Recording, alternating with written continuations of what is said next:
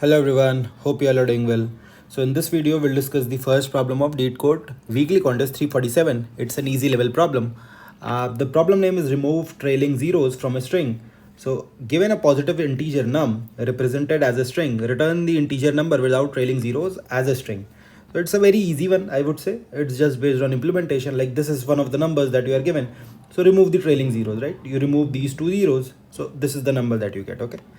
Similarly, you have 123, so you do not have any trailing zero. You do not remove anything, so you return 123. And yeah, these are the constraints that the number of digits that you can have is 1000.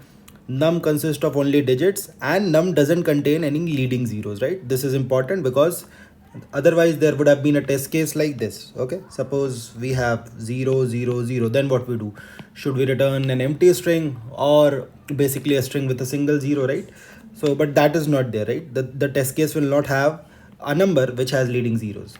So all you need to do is basically, if this is a string, okay, like here we have 5 1 2 3 0 1 0 0. So you start from here, check that if this is a 0, remove it. Now this is the last character. If this is the 0, remove it. Now this is the last character. If this is 0, remove it. Or else what you do, just break the loop and return the number, right? That's what I've done here. So I've taken a string builder. Okay, the reason I've taken the string builder is again so that I can directly delete that character in big of 1. I can check the last character and so on, right?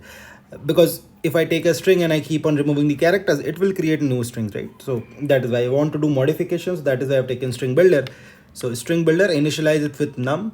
So whatever characters are there in num, the string builder will have that in the beginning.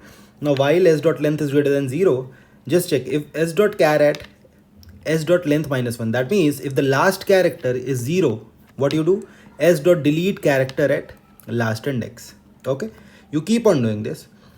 If this is not the case, that means the last character is not 0. You just break the loop. Okay, you break the loop and finally you return s.to string. Simple stuff. That's what we'll do. Okay, so yeah, that's it for this problem. Obviously the implementation can vary based on the language that you are using. I'm using Java, so I use string builder, right? So yeah, that's it for this video. Do support it by giving up a thumbs up. Do subscribe to the channel. In case of any queries, mention that in the comment section. I'll revert on each one of them. Thank you. Take care. Bye bye.